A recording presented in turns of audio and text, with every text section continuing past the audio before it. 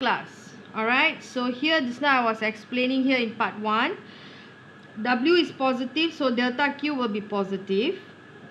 That's why the book says delta Q bigger than 0 and W is bigger than 0 because they are positive. If they are negative, they will be lesser.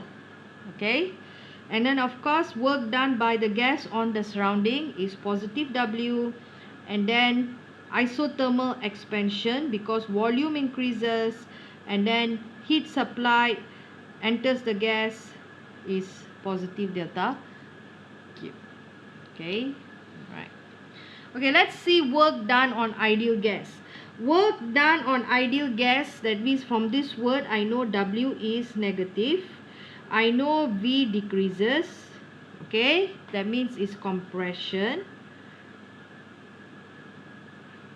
Okay, so let's look at the gas situation. Okay, figure 10.11 shows a PV graph for isotherm compression. That means compression under temperature which is constant.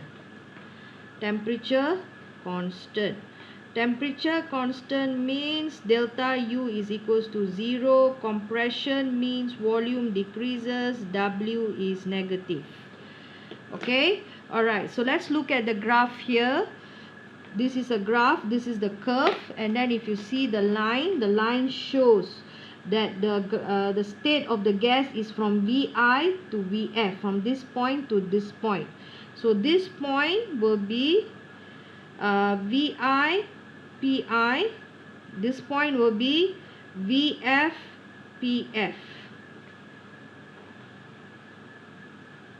Okay, alright, so area under the graph represent the total work done inside a graph, but we also can use formula. So we're going to look at the formula.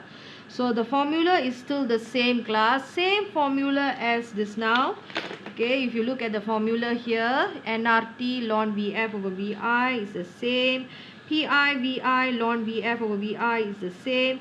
Is all same except that the arrow in the graph are totally different. In the graph, one is by and one is on the gas, and then you will notice the value of W here should be negative, the value of W here should be positive. So everything is the same. Okay, for isotherm compression, VI is greater than VF, definitely. Because why? Compression means volume decreases.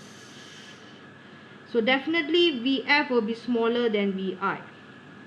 Okay, and the book says W is smaller than 0. That means it's trying to say W is a negative value. Okay, in other words, work done on the gas, okay, W by the surrounding is negative, so it's negative. W is negative. Using the first law of thermodynamics, which is delta Q equals to delta U plus W. So since delta U is 0, so delta Q is equals to W.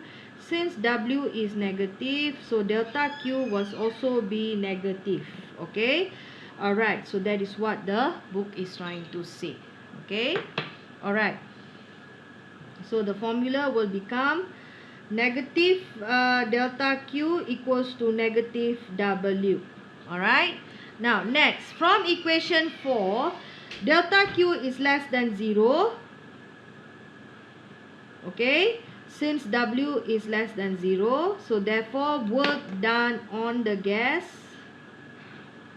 negative W, is converted into heat loss to the surrounding, negative Q. Okay, negative W is equals to negative Q. Okay, alright, so let's look at the next one. Example 10.7, 3 moles of nitrogen gas. So here N is equals to 3 moles. Expand isothermally. Expand isothermally. That means under constant temperature. Under constant temperature, the volume has increased, so W is positive. Okay. from 120 cm cube to 500 cm cube. So 120 cm cube is VI, V initial, to 500 cm cube is final. At 50 degrees Celsius, 50 degrees Celsius will be, must change to convert to thermodynamic temperature will be 273 plus 50. How much is 273 plus 50? Okay, how much is 273 plus 50? 323. Okay, so temperature is 323 Kelvin.